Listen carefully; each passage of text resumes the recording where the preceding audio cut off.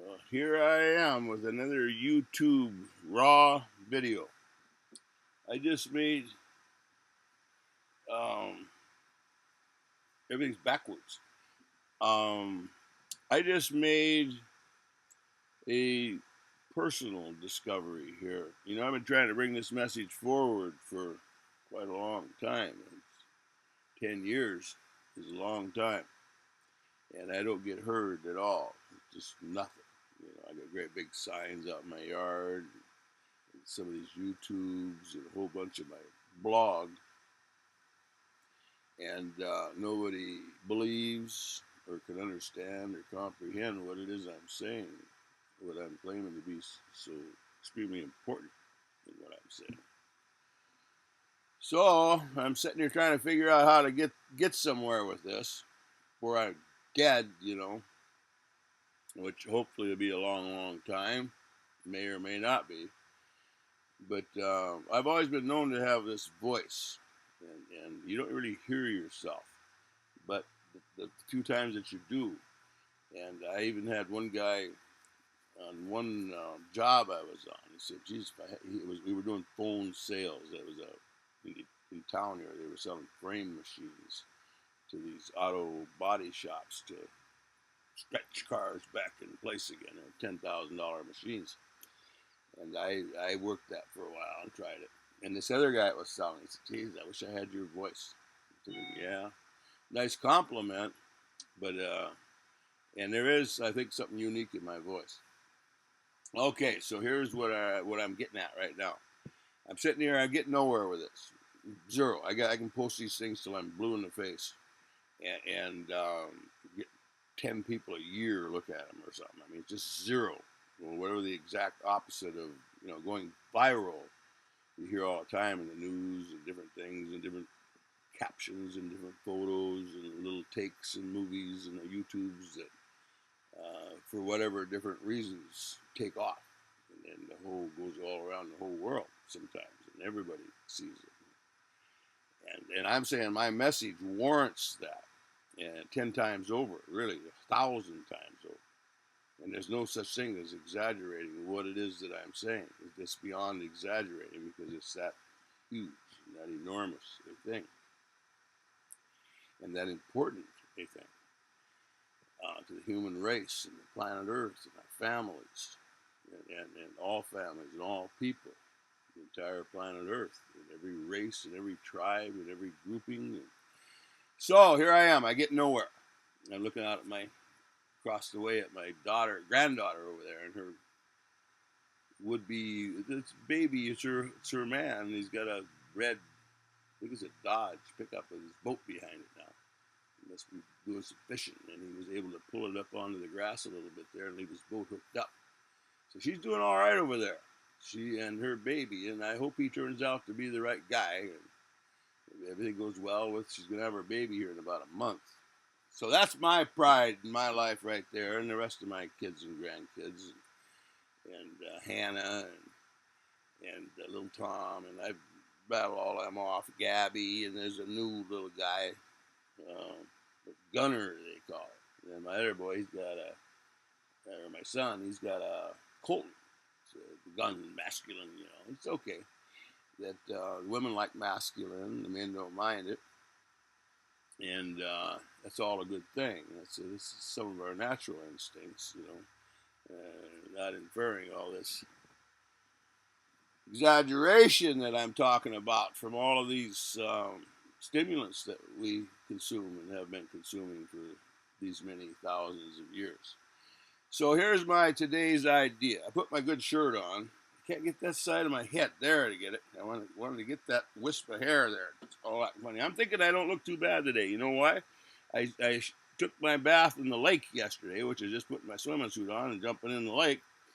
And, about 50 feet behind me here, it's actually about 200 feet, and Little Floyd Lake, where I live. And then there's a public access right beside me. And I call that my boat ramp, my docks. It's mine and everybody else's, just like that whole piece belongs to the state and county and federal and whoever all it is, public access.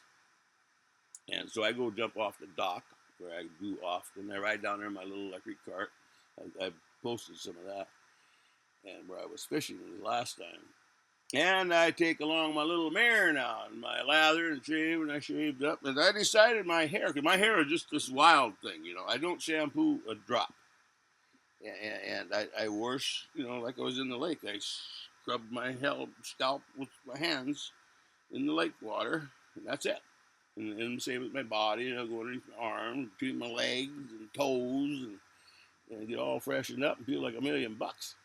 And I was gonna shave before I did this posting that I'm doing right here, but I decided to hell with it. I looked in the mirror. I was gonna cook some side pork and eggs, and then I thought, well, I was gonna take a shower first because I thought, hey, I'm really excited about this. Now I'll tell you what. Here's what I think. And they got this guy called Rudy. He's a black guy, and he's a poet on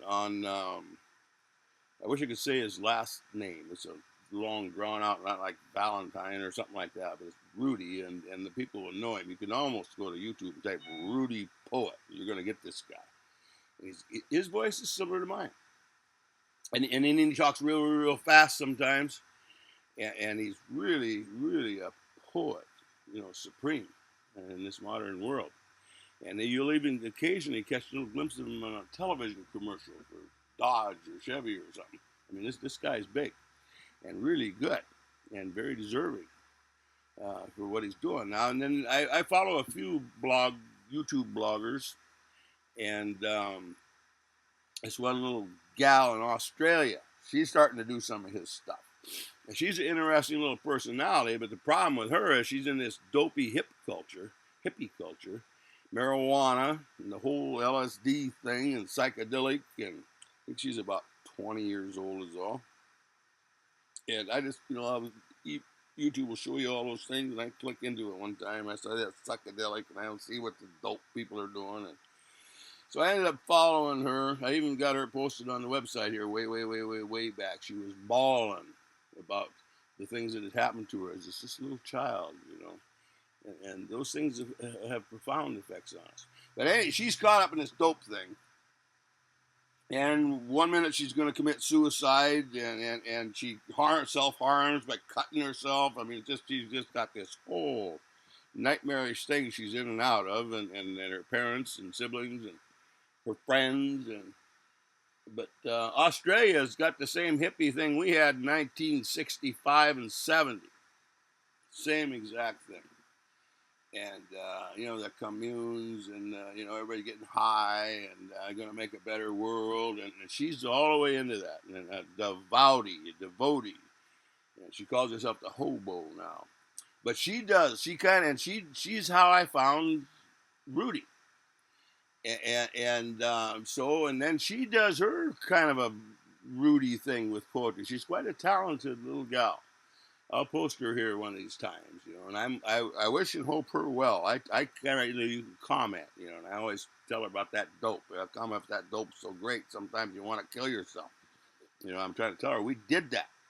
You know, you can do everything you're doing, but get rid of every form of dope. Every form. There's no such thing as marijuana being this great thing and all these psychedelics and anything in the world of any of that wild ass shit. The kids are lost, just like we were lost, because they know this straight-laced British thing.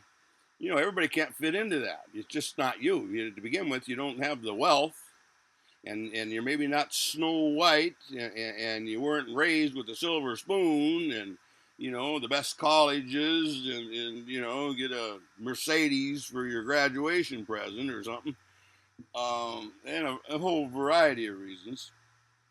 I think we're much better off. It isn't like those people got something. Those people think they got something. They got shit.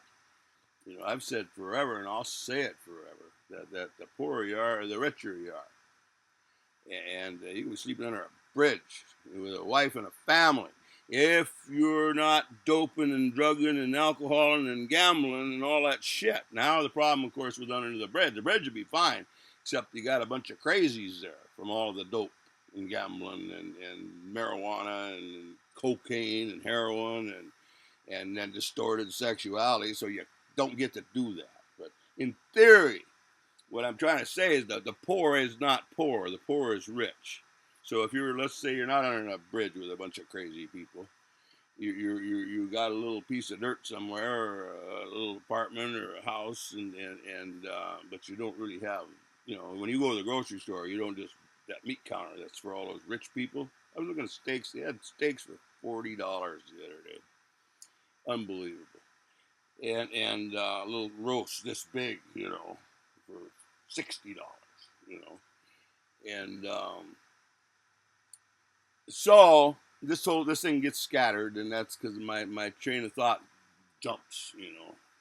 So what I'm getting at, I haven't got my point to you. This Rudy thing, and this one, she does her Rudy thing, and I'm going to do my Rudy thing, because I'm taking this voice that I referred to earlier here, and here's how I'm going to do it.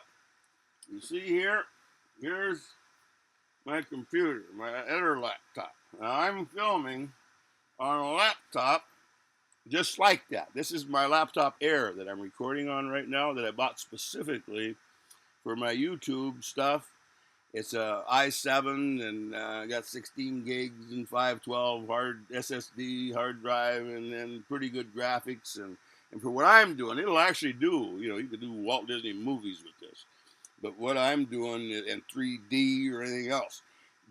But, it has its limits, but I mean, it'll really do stuff. And and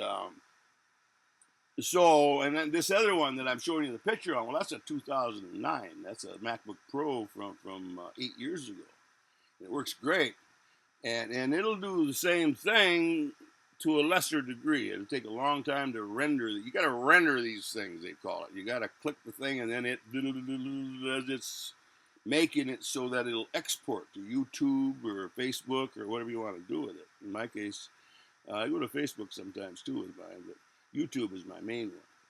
I got my time up there. I'm at 12 minutes already, just on my introduction.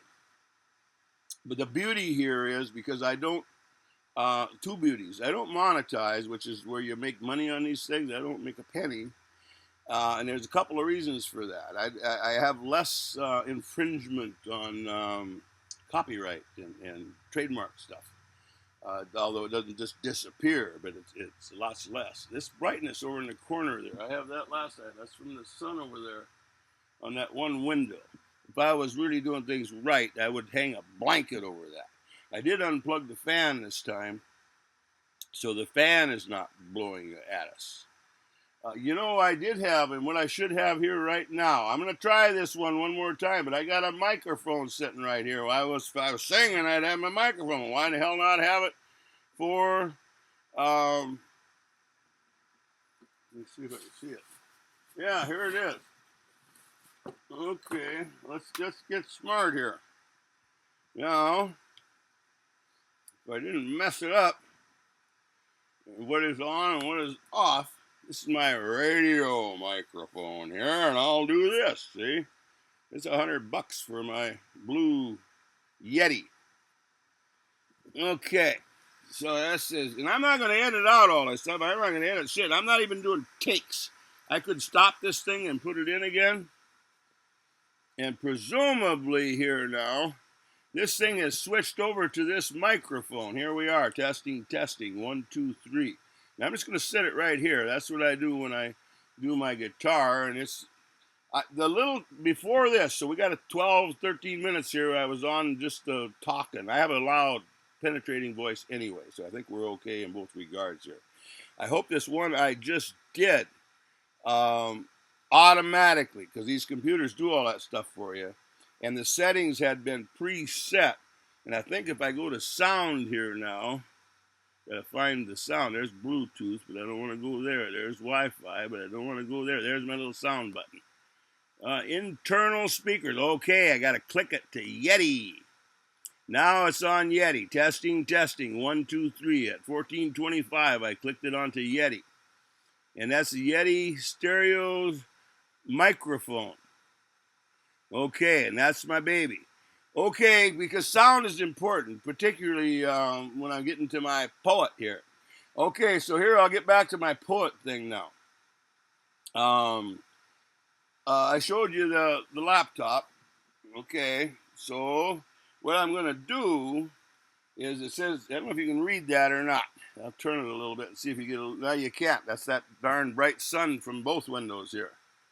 But what it's saying, I'll turn it a little bit there. You might get a shot at it.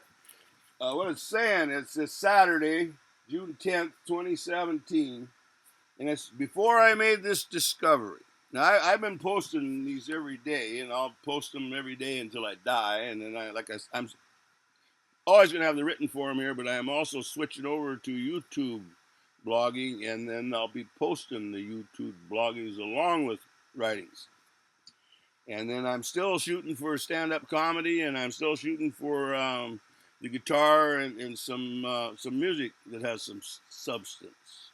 And then I want to improve on these. I got the camera set up, I got the editing equipment, and I got the know-how. I just got to get my spirit and my heart into what they call B takes. See, and I could do like the green screen here, and I could have a green screen behind me, and then I could be showing the lake. And here's when I was fishing. That was me fishing. Me and the kids was out there the other day, and we're swimming or something, or driving down the road. Or the B takes wouldn't have to have the green screen. I got a thing I can put on my dash of my car or truck, whatever I'm in, that'll film me.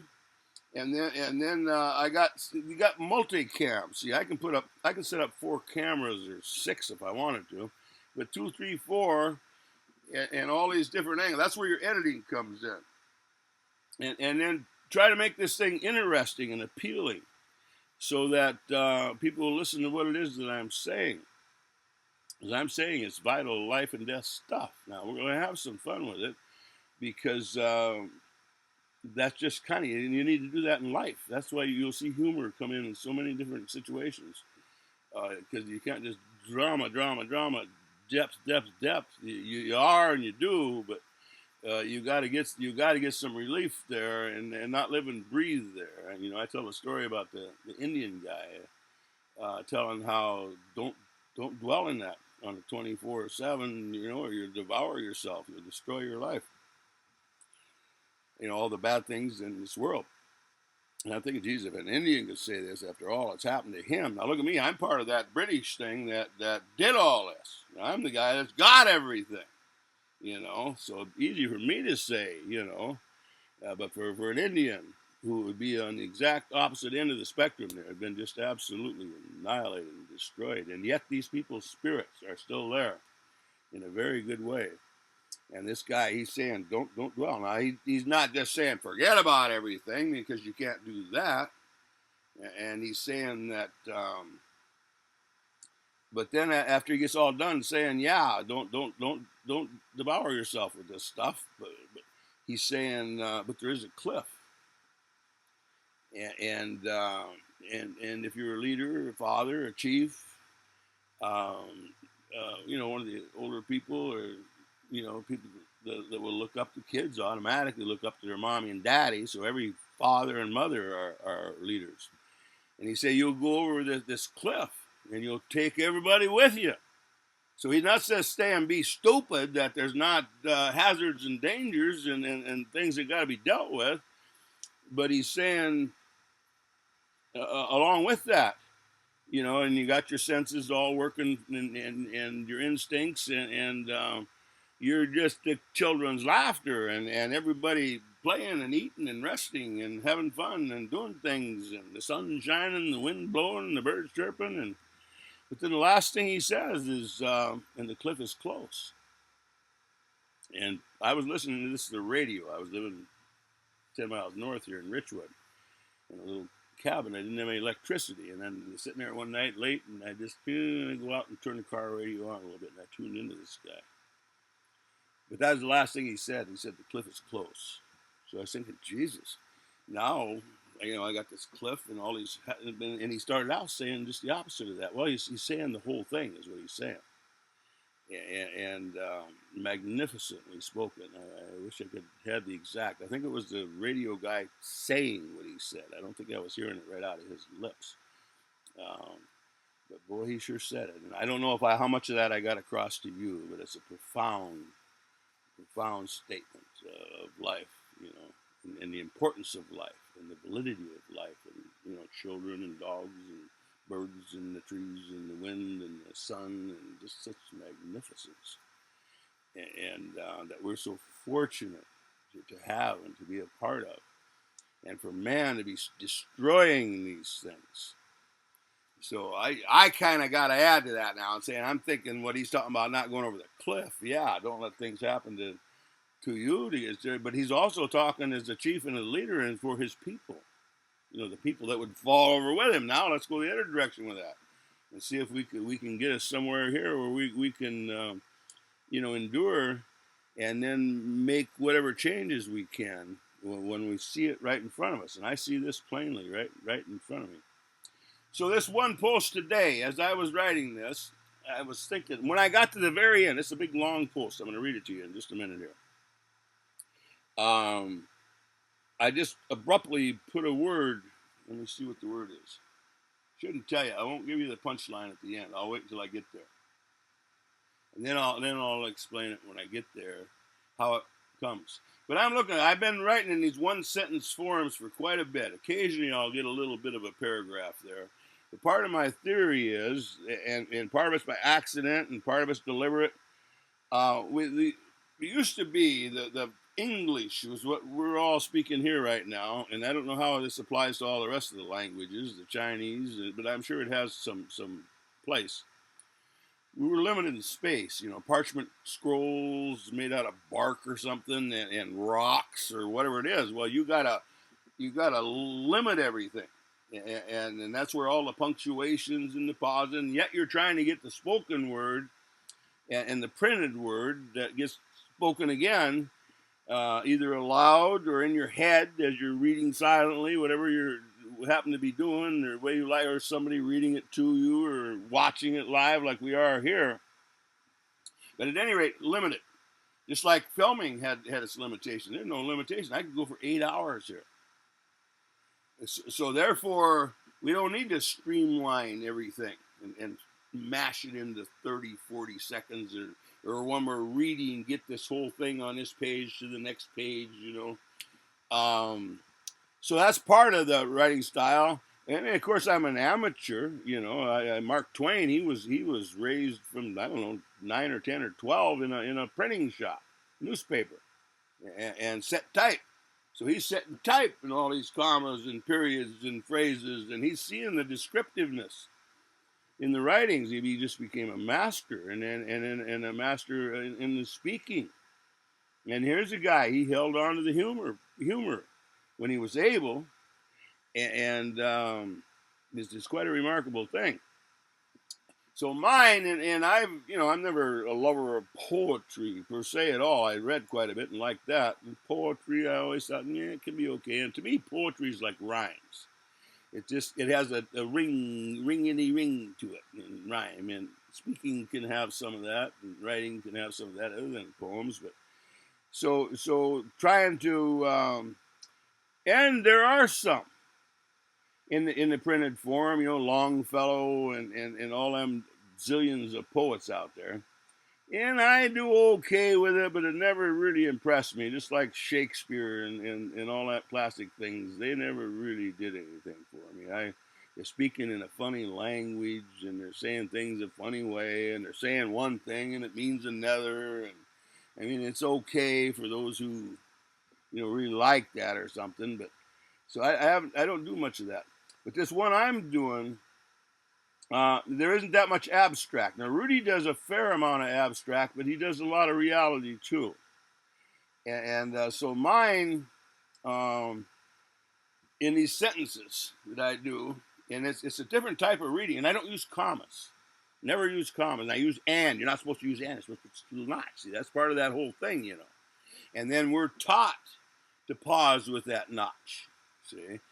And takes up 5 more spaces there, and you do that 100 times, you got this, and there's that reason. And I'm not a linguist, I think they call the people that are so good at studying the languages. I have some basic knowledge and stuff, and having been a reader from a young age, but I haven't read a book in 25 years or 30, so. I do read a lot, though. I read a lot in the computer, and I will pick up if I'm sitting at the doctor's or the appointment somewhere, and there's the magazines. I always scan them, and so I didn't completely leave all that. And then I'm checking out of the grocery store, and I'll look at the pictures and the little sub headlines or something there, but that's not much.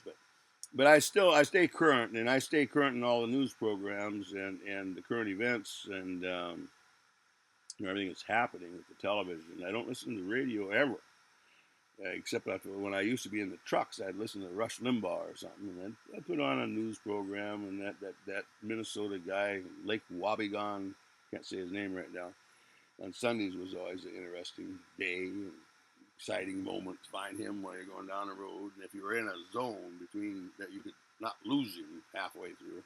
He's quite an interesting personality. I posted him here a short while back, a few days ago on the site here. So here I am now. What I'm going to attempt here. But this is my big news. See, this is big stuff to me, and we'll see how it goes across the channel here. Begin with here. I'm 25 minutes, and I'm still on the introduction, and they're saying you can't get people's attention for 3 minutes. And how am I going to get attention for hours? It's just an impossibility. But that's the only way I can do it, because I can't spill this out in 6 words. 20 words or 5 minutes, or I can. There can be little segments of that, and that's probably how it'll end up. But I'm putting it out in long form, and then however they chop it up, or if it gets seen, I'd be happy if it got seen enough that they would chop out some segments and put them all across the globe, and the televisions and the computers and cell phones and everything else. But it hasn't happened yet, and it may never happen. This may all just fizzle to when I fall over dead here in 2 weeks or 2 years or 10 years and to nothing.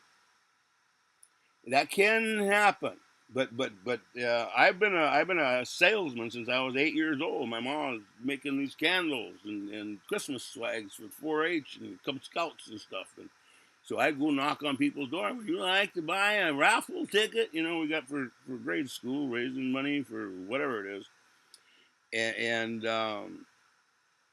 so I've never been afraid to talk to people. And then I got these inherited genes and stuff. So what I'm saying is, I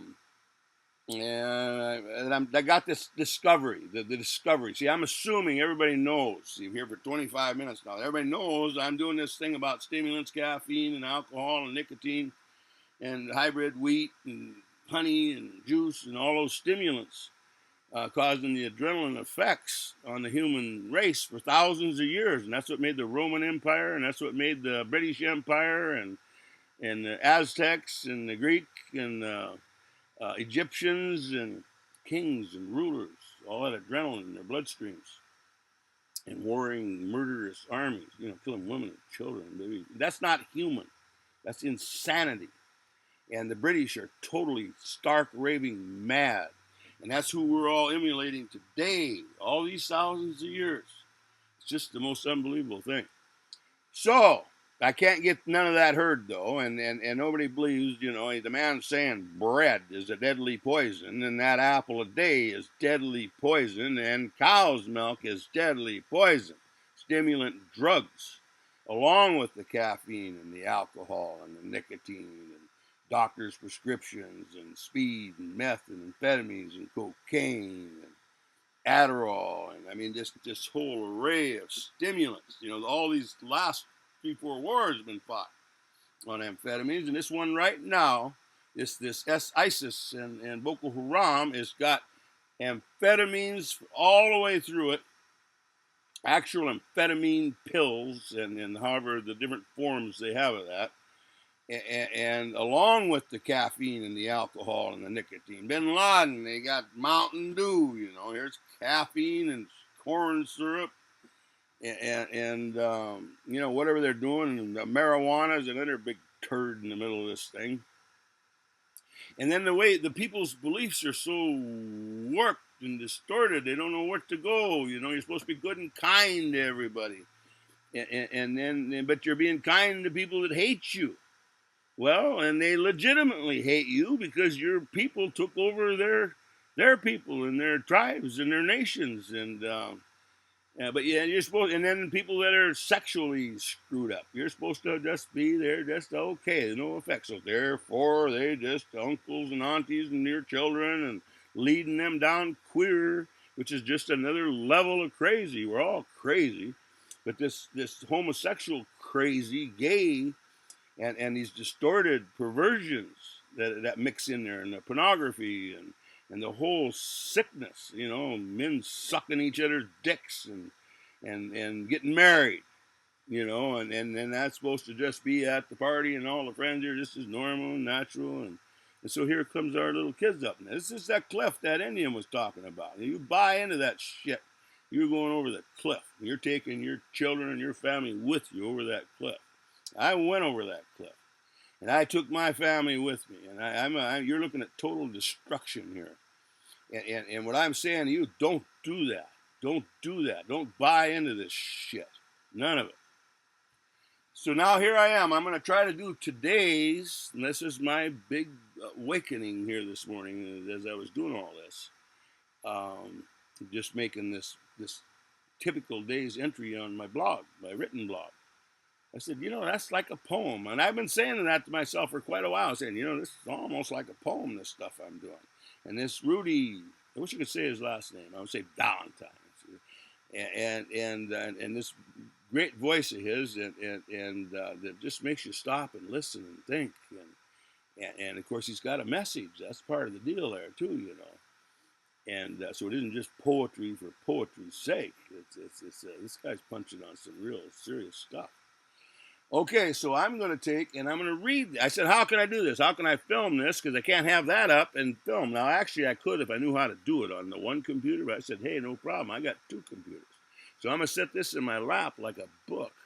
And I'm going to read it to you now from top to bottom. That's a 31-minute intro. I think this reading is only going to take about, 3, 4, 5 minutes or something.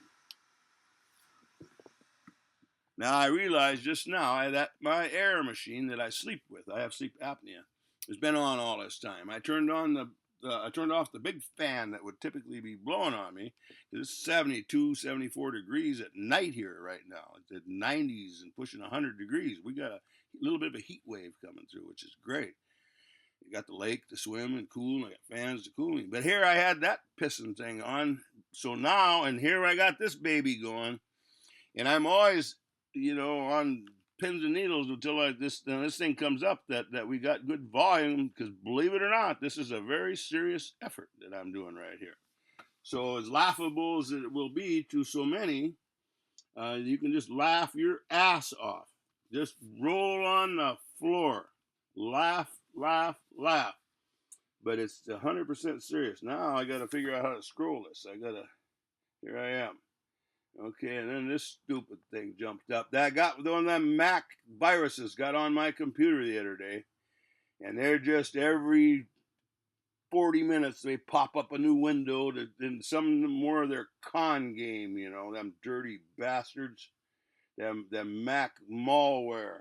It is. I don't have it on my Air, but I got one on my 209, and there's a whole process of being able to cleanse that. But boy, you ought to see the process. For the experts, they'll be able to go in. So keep your stuff, all your updates current when you can, and don't fall for the bait. I think I fell for a bait. I don't know if it was. I thought, hell with it. I got this MacBook Air now. I'm okay, so I'll take a chance on one of these updates to Adobe or Flash or something like that. So I think I clicked on this. I think was my fatal mistake. Yeah. Give me the current Flash. Turns out I already had Flash. Turns out this thing jumped in at me. That's the malware thing from a site I was visiting, which happened to be our little local flea market down here, I think. We got a little Shady Hollow, they call it. So I go visit the site, and here's Mac, get your computer cleaned, And I'm thinking, oh, there's that damn thing. I get poisoned, And so I go to get away from it. Won't let me. I can't X out of it. I can't move. I can't do nothing. And so now I'm figuring, okay, you got to go to the little apple and click on the little apple, and then go down here and click on force quit. And so while I'm doing that, now this thing is just unloading stuff on me. And now it's got the bars going across, and it's doing about 15 different things here. And I'm trying to get And I get in there and I get to the empty and it says kill this thing on the little Apple drop down force quit. And then so I empty out everything there, right down to the finder and relaunch that. Okay, and then I go up here and on history, and I click erase, the last hour, and I click on that. It's too late. That thing is in there, and there's no getting rid of it unless you know all these other steps. And there should be a crime against this, and this thing should be so prosecutable, and these people should be hung on trees for the buzzards to eat. Like they did in the old days of blasphemy or treason or something. I mean, these are rotten, horrible people, and they should not be allowed to exist. And I know they can be stopped. This freedom thing is freedom. Same with this pornography.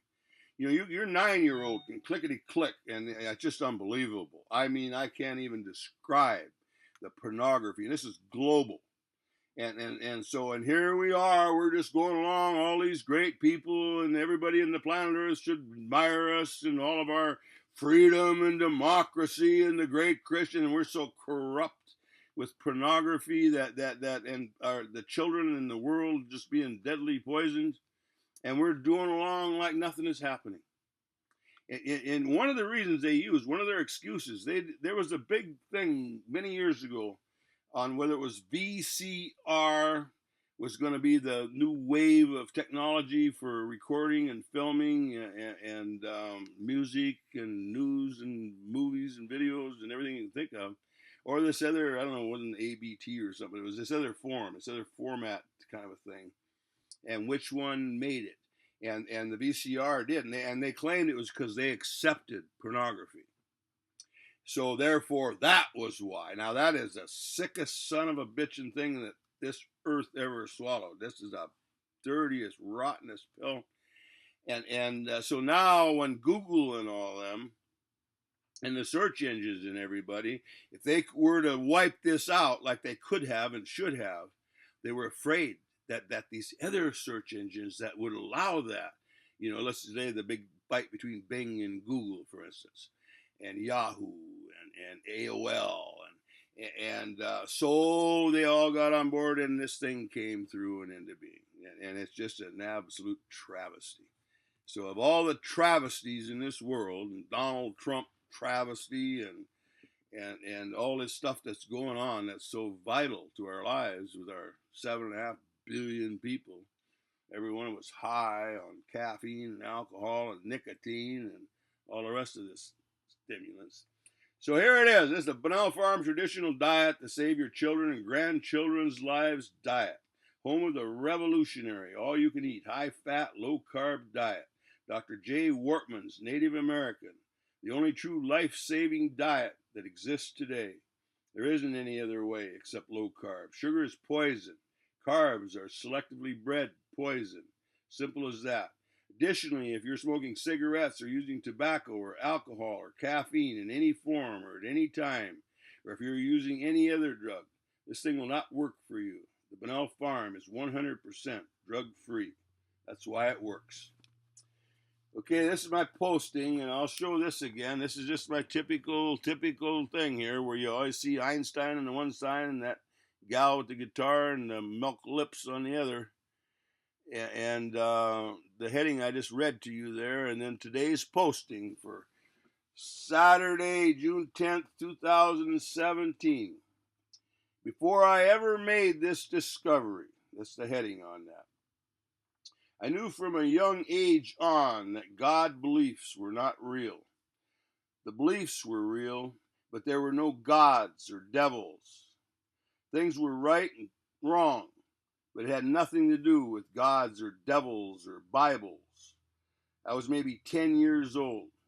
Bibles made sex and kissing and body and reproduction dirty and evil. There is no greater sin than the Bible, created by evil people, believed in by evil people. Queen Elizabeth and the royal family, murdering, controlling, taking monsters of a magnitude that is indescribable, taking over and controlling the entire planet Earth by murderous rampages and getting ready to do it again. The London Financial District and their friends. City of London. Long live the king. Homosexuality and other sexual disease I could see from a young age as sexual distortions and not a healthy thing. Marijuana and the LSD drug culture and hippie movement I knew from early on was just a big facade with distorted reality and no substance, even though some of the things they stood for had substance. But those things were stood for or against before the hippies and drug culture. The drug culture is nothing but shit, every bit of it, and everything it spawned. The Vietnam War was wrong before the drug culture. Nudity and sexuality repression and more. Marijuana and all the drugs were and are pure shit with zero redeeming value. Doctors' drugs, pure shit. Alcohol I got sucked into, pure shit, the worst of the worst. I thought my parents were square because they didn't drink alcohol. Cigarettes I got sucked into at a young age. I thought both of these were manly, grown-up things to do. Cigarettes cured in sugar. Gambling, the same. Turns out they are rotten shit in any amount, pure shit. Caffeine I drank in Pepsi and Coca-Cola and made with sugar and then corn syrup later on. Pure life-altering dog shit, but I didn't know it. I drank a lot of pop and Kool-Aid growing up and milk and orange juice, never once knowing they were bad things. I was addicted like everybody else.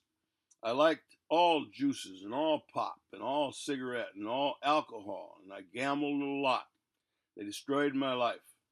They and sugar and hybrid carbohydrates, marijuana, destroyed my life.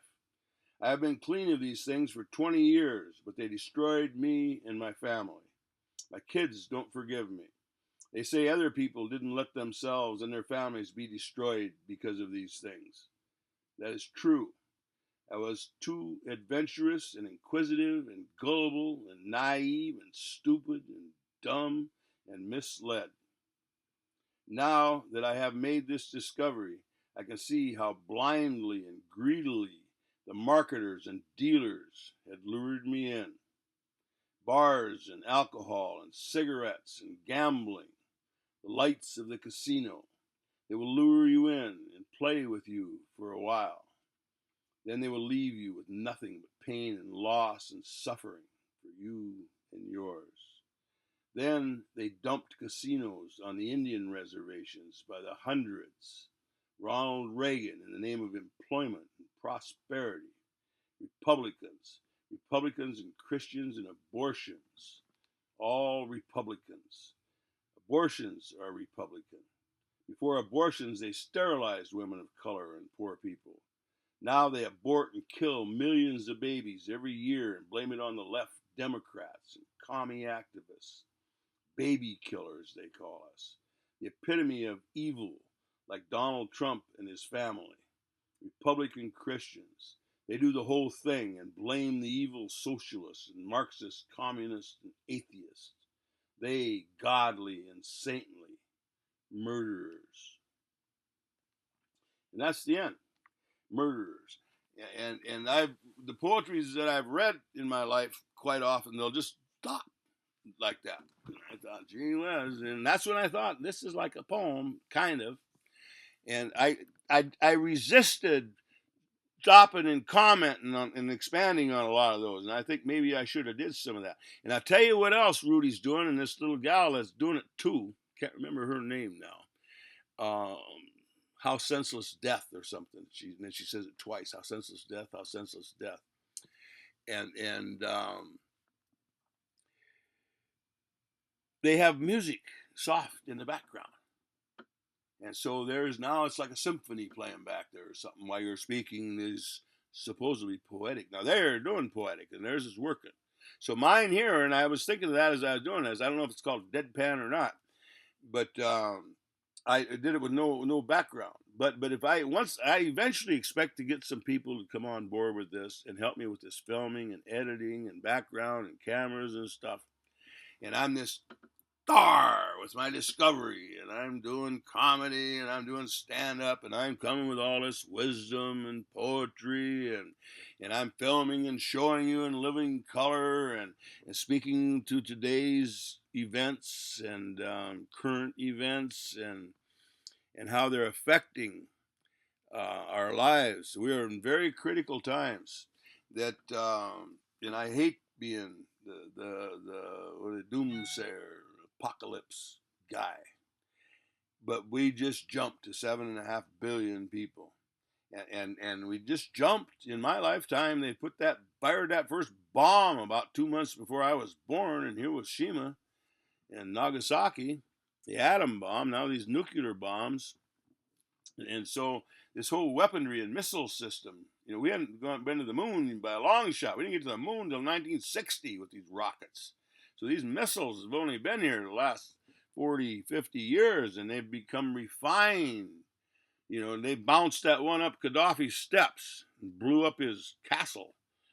But he wasn't there. He was out and back in some kind of a tent or something. And, I'm sure it was a big tent. And I don't know why he was back there, because it was summer and he liked being on the ground, or what the reasoning were. But I believe it killed one of his wives and children.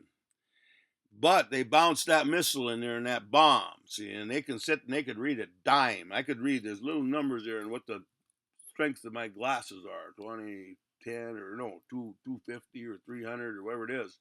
I mean, they can, the cameras from space, and this is not a spooky thing. This is just simple facts of life, and they're not a big deal, except that tied into that, and these missiles, and then these warheads on these missiles.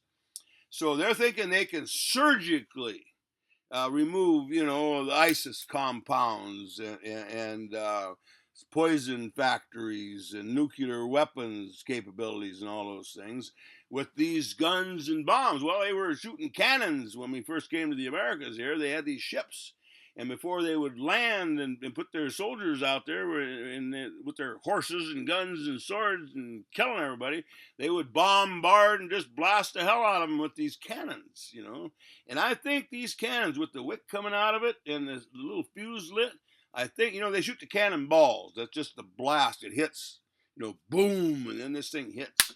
And if you're standing in the brush and the trees there and this cannonball comes blasting through there, I mean, that's a pretty terrifying thing. This is in 1492, let's say.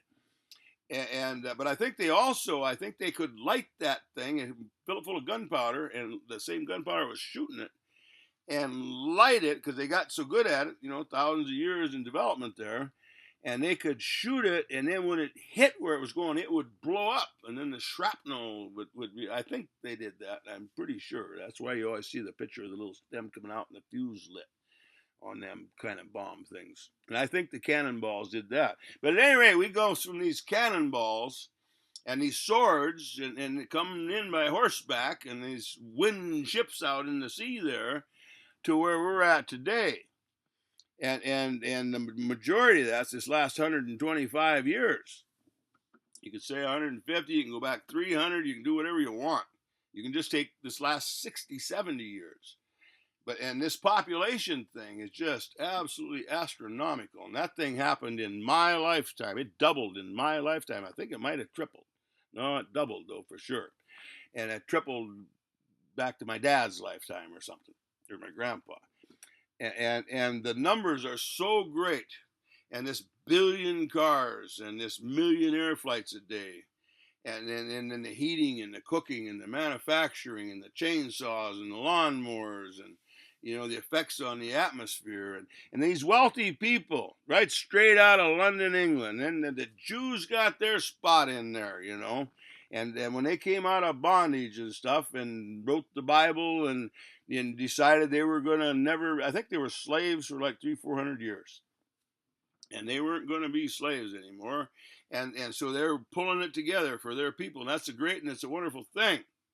And having their lives, but for some reason, they branched and spread out all over, and it's business, business, business.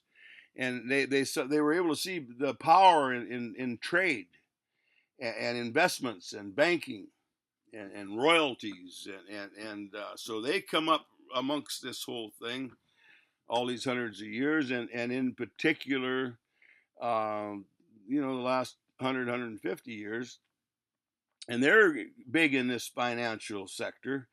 And then you got the London, England financial district in this finance. And the reason the finance sector, and that's where everybody comes down on these corporations and these CEOs and their 12 or $40 million a year their salaries, so that they know how to manipulate the world markets and when to go and when to back off and when to go left and when to go right and when to expand and when to contract and so that the Queen of England and these Jewish people and there are other groups. I think they'll find Masons and they'll find old George Bush and I don't think it was Bill Clinton, but the one guy, the Vietnam vet that was Secretary of State for Obama. I think they were these college fraternities and stuff. And the conspiracy theorists. To me, there's enough right out in the surface here. And these English aristocrats, I'll call them, but it's Lloyd's of London and this whole investments thing, and then of course Wall Street. We separated in 1776, and from Britain. That was a great big thing, huge, enormous, because that meant that Britain was going to come in and slaughter everybody. But it turned out too many people, just like what's happening today. In those 13 colonies, there was too many people resisting that were willing to pick up guns and fight and kill and die to put Britain back where they came from, and they were now their own country here. Well and good, but they took on all the English language, the old English laws, and the whole parceling up of properties and the whole value system and the Bible and Christianity and our founding fathers who were slave owners, Thomas Jefferson and George Washington, but then the banking industry, see, out of London there, they didn't get booted out. They got to come all across America, continuous from day one, and building banks in every town, along with them grain elevators and investing money. And they'll give the farmers some money and to grow that wheat, and when he sells that wheat, he'll give them the money they loaned, and then he'll get to keep the profit, and they'll get the profit because he'll pay them the money he loaned plus the interest. And then, of course, buying up the properties, the railroads and these logging barons, and you log it and you get the land. That's what Trump did with the golf courses. You get the land no matter what happens. And if the enterprise, like in this case golf courses, succeed, fine. The ski resorts are like that. But you got the property no matter what. Even the storage sheds, they take a big chunk of land that's just really not doing that much, and it has potentials, but it's kind of the time frames haven't gotten there yet. So they build these storage sheds. Well, they pay double what apartment houses do. And they could be torn down theoretically, and it was more than theoretically. After X amount of years there, they paid for themselves, they profited for all these years. Now is it time to tear them down and put in a shopping center, or did the local land markets not warrant that and they'll just stay as they are? The whole variations of investments, and that's farming. And farming is at the core of this whole immigration thing that we're having. That's why we got 40, 50, 60 million Mexicans here, is these goddamn farmers bringing in cheap labor. And that goes back, my grandfather was a field boss, and he was also a field harvester. They made him kind of a boss, but all he was a man with a family harvesting crops and seeding crops and thinning onions and harvesting beets and carrots and potatoes and for the pay, just like the migrant Mexicans. And them farmers, they've been forever get it just as cheap as cheap. It's the old thing in the business world: if you buy as cheap as you can, you sell for as much as you can, and that makes you an appropriate business person. You will succeed. you don't, you'll probably fail. Okay, so that includes labor. So if we can get $1 million worth of labor done for $500,000 worth of labor, then we got that other 500,000. That's besides the normal profits that we would have. Let's say we can make $500,000 on $1 million. In a good year, you can do that. Okay, and you got your pre-investments and all that, but a lot of factors there. Okay, but now if you can cut your labor in half, so what do? Now, of course, they got immigration laws here and stuff, and you got to be citizens and all that. So they go to Congress with their lobbyists and tell them, oh, we got to have this labor because the white people won't do it. They just absolutely won't do it. Well, nothing we can do. The lettuce will rot in the field. Oh, no, we can't have that. And so then we bring in 60 million. That's how we brought in the slaves before that. And making the cotton and wheat and all the crops and tobacco and of course the crops. They're all stimulants. Every crop we got is a stimulant, and there's a huge, enormous profits in that stuff. So this stimulated. That's what I'm trying to bring forward here. I'm going to take and I'm going to cut this off now. I probably got about an hour. I wished I had 56 minutes. I wished I'd had some music in the background of my poem. And I do want to, I know how to merge tapes, but it's more to it than that. I do want to do that guitar and singing. I do want to do that. Now, you got Mr. Ham here and Mr. Showman, Showboat, and all that. I'll take all that. And if you're good, that's okay. I mean, there's all kinds of people out there are showmen and singers and comedians and comics. And if you happen to have those talents and like doing it and want to do it, it's been entertainment for us forever. We're standing on a street corner. Them blacks are famous for that. And I'm sure a lot of others, but boy, I'm telling you, and I've been on the streets with the blacks, and they'll just, crack a gut. One of them guys just come walking up and he'll do a Bill Cosby routine or something that'll just take you to your knees, and he's doing his. He's not doing Bill Cosby necessarily, although he might just do that for a takeoff. And he'll start running that thing out there, and it's just funner than a barrel of monkeys, and it's real harmless, and it's fun, it's good. Where I fit into this, it will remain to be seen. I don't know if my stand-up's going to work. I think even at 72, I did some real rough guitar playing. I can do lots better than that, and my vocals are lots better than that. If I'd have took even just 10 years ago at 62, but definitely 20 years ago at 52, I think I could have really did something. Singing and with guitars, really did something. I would have been in the ranks of the many tens of thousands of good singers and guitar players. Now I'm still going after that piano.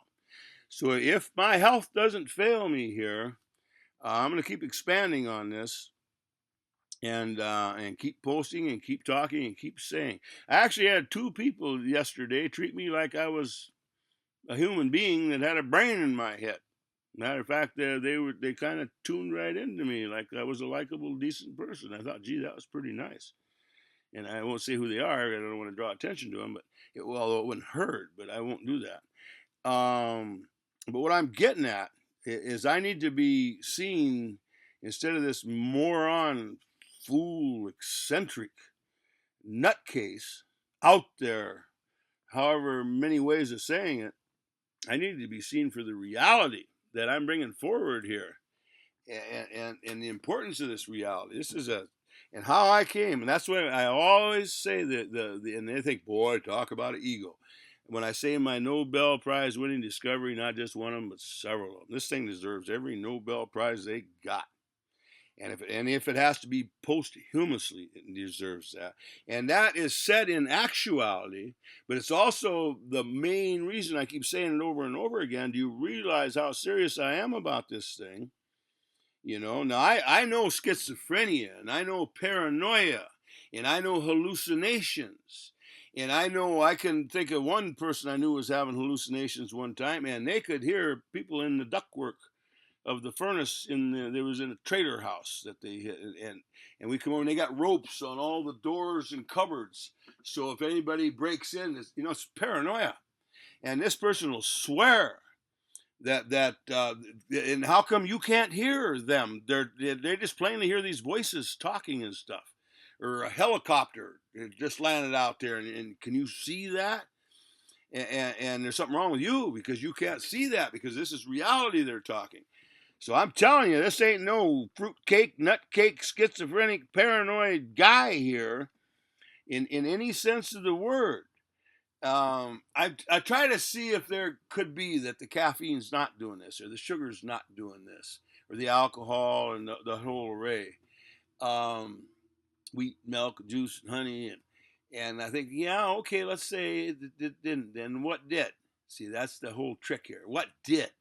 Because if we're gonna keep seeing this 7.5 billion people and these bombs and warheads and totally destroying this greenhouse that we live in, and not even beginning to speak about the suffering that's going on out there. We're in the land of milk and honey here in the United States and Canada, and probably half of the world. Like I'm saying, even if you're poor and living in a dirt hut, you're okay. If you're not plagued with disease and dangers, that little one's still laughing and playing. They're chasing each other, and the grandma and the grandpa's enjoying it, and the mommies and the daddies. And I mean, this thing is working good for over half of us, probably. Well, that's 3.5 billion people. But there's a couple of billion. Now, we're supposed to be bleeding heart liberals. We're concerned about those couple of billion, and this is supposed to be survival of the fittest. Doesn't work that way, because normally those people's land we would not have interfered with. Great Britain would not have went in there and colonized and taken over everything and just disrupted their whole existence. And the oil companies wouldn't have went in there and said, yeah, we'll just take this here, and they draw a grease marker on a pencil. This here will be Arabia, and we'll put in this kingdom here, and they will jive up, and we'll split it 50-50. They're going to get all trillions of dollars, boy, and they get right on board. And they enslave their whole people. Well, they was always kings and rulers. Now we give them airplanes and bombs and missiles and support them every step of the way. And that's the business people and the oil companies, and that's the farmers, and that's this whole industrial thing and this whole corporation thing that everybody tries to fight. But you can fight all this till you're blue in the face and 10,000 different ways, and television channels and songs and riots and demonstrations and wars and everything you want to do, and you're not going to get nowhere because we're all still doing the same thing. So we would be the kings. So we'll have the new kings, and now the new king has got to make this peace, and he can't make peace without clobbering some people. He's going to clobber some more people and make slaves out of them, but he's going to be the good king. See, he's going to be the real democracy. Democracy means the people ruling, and they got this whole thing, but there's more insanity on top of insanity on top of insanity, because it's all stimulated completely beyond anything you can imagine. There's not every single person on the planet Earth. Now, I don't care if you find me a village out there in the middle of the jungle somewhere. No, what I'm getting at is who still eats and lives and drinks and breathes the natural existence that we did for millions of years. And some people want to say 6,000, if you can imagine that.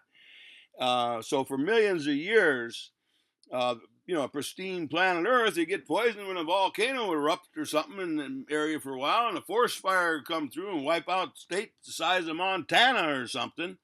But the survivors would come back up out of that and go again, and the Earth was big enough, and the catastrophes, it could absorb it. But there was only basically like 100 million people on the planet Earth during this whole entire time. 250 million people was a lot of people when it got to that point, a time of Christ or something on the entire planet Earth. We didn't get to 1 billion, and I don't know, 1860 or something like that, and then by 1900 1.5 billion. But then we jumped from the time my mom was born in a covered wagon about 8 miles from here in 1920. And there was cars in those days, but there was a lot of wagons yet, and ours was a covered wagon. And we had come in from White Rock, South Dakota. We was out in Montana, out in the Bakken oil field out there, but it wasn't a Bakken oil field then. That was we Dakota Territory, and everybody got 60 acres or something, and a mule or whatever they did. My grandpa went there in a wagon train, and but that 7 years of drought, and it just wiped us out, and we and everybody else had to leave. So grandpa, they were selling at an auction, a sheep herder. He had to go too. He couldn't. The sheep didn't have nothing to eat, so they sold all the sheep, and then they auctioned off his wagon. And grandpa bought it. And he was a horseman anyway, and it had I think it was 24 feet or 26 feet with a bedroom and a kitchen. 4 big draft horses pulling it, and 4 more. They would change teams every so often, depending what conditions we were under and what the temps were and how far they were going. And the colts and the mares, so you got about 4 pulling. You got a dozen horses trotting behind, and pregnant mares and colts and this other set of team, and you got this 26-foot wagon. You got 8 kids and a wife, and ma and pa kettle, and the whole wash tubs and salt pork and bags of flour and sugar you got to eat. Guns to shoot a rabbit whenever you'd see them, and they came 300-400 miles back to White Rock. They had went through White Rock, going west on the Dakota territory land thing, and now they're back there in White Rock. And then the 1918 plague came, lost 2 sons. In 1920, I think, when the sons got lost. So it was after the main plague. But then they heard south of Detroit Lakes, they had reader boards and newspapers in those days, and place here on Dead Lake down by Vergus, Fletcher Place, I think it was called. And so my grandpa, he wants to White Rock. He did some mason work there and building a school. It was a big boom town. They had churches and taverns and trading posts and a mill and all kinds of stuff. There was east and west and north and south. The wagon trains coming through there for, I don't know, 50 years or something. And so he's looking for a place for his family now, because the homestead didn't make it because of the drought. And so he comes to Dead Lake. Well, they don't quite make it to Dead Lake. It's called Vergus, that little town right there, just south of us here. I guess it's about 15 miles, and as the crow flies, and or less. I think it's 19 miles going around. And but they had to pull a wagon over, in this covered wagon, and Ma was born, Hazel Dodd, and 1921, I'm going to say. And then we lived there for a while, and then we came over. We were doing the crops. We would go, with our wagon train yet before we ended up with an old Model A truck too, and did the same thing, loaded it up with kids and everybody, and the days of the horses in the wagon went past us like they went past everybody. And we were doing the farm fields and stuff for all those years, just like the migrant laborers. We were a white migrant family. Grandpa was Scotch Irish. Grandma was German, and got 8-9 kids yet. Lost the 2 boys when they were in White Rock. One was 16 and one was 9, I think. They died in Grandpa's arms, they said, and they had to hand them out on boards because the people were there with masks on their face because nobody else wanted to get the diseases. That's 75 miles from here, and I visited it one time and saw the graves. And Grandpa had carved. He was a mason kind of a guy, and he carved on the headstone there a picture of the oak tree. So if the real oak tree died over the centuries, there's still this oak tree on the thing there, and his boys and kids' names. It's quite a tragedy. But they all went on because that's what you do, and you got all the rest of these kids, and then migrated up into Frazee there for the winters. We would work the fields from spring to fall, and then in winters you come in with a few $100s, and then you could rent a house. Frazee, 7 miles from here, had the largest sawmill in the world at that time. They were doing a lot of logging in this country and a lot of sawmills. They uploaded that mill and took it out to Everett, Washington. It became again the largest sawmill in the world for Weyerhaeuser or St. Regis or something. St. Regis, I think. So that was a little boom town from the mill there. And that's when we met up with Jack Manning, married one of the girls, and Joe Regal married one of the daughters, another one of the girls, and Tom Bunnell, in Detroit Lakes, because we moved out on the reservation here in 1935. We got the White Earth Indian Reservation, it's called. And Ma was just a teenager, a young teenager, 15 or something. And Martha was a couple years younger, and Frankie and Marie, and Doris. Aunt Doris was the oldest one, and she had been married for a little bit there. This is 1935, and then so that's Detroit Lakes is the town. You go a little Richwood there. It had a little granary and a bar, a little grocery store. It was like 6 miles. We were on a little sugar bush, and in between Little Sugar Bush and Big Sugar Bush, and homesteaded all those kids. He was like 60 years old then, I think, and dying of cancer. He had cut his lip shaving with them straight razors, and it never healed. And in the end, they actually had to cut his lips off. And Ma said it wasn't that bad, It wasn't real good looking, but he was still Grandpa and her dad, and all the rest of them. But he not too many more years after that, the cancer took him. He died young enough. I think he might have been early 60s or middle 60s.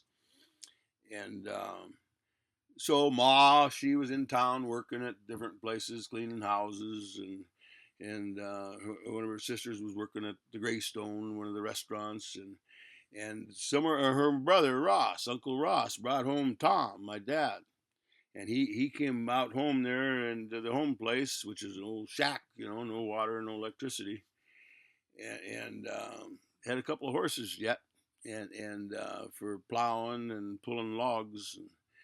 And was living pretty good, Indian land out there, and the Indians, there was Indians everywhere, but the tribes and groupings of Indians was about 10 miles to the northwest there in White Earth, and then farther to the east in Pine Point, and a whole great big Indian reservation, but not a closed reservation. I always said to Grandpa, he bought there and it affected our lives profoundly. We married into a whole bunch of Indian families, and they married into us, and so I got all kinds of native bloodline family. But then I'm pure white.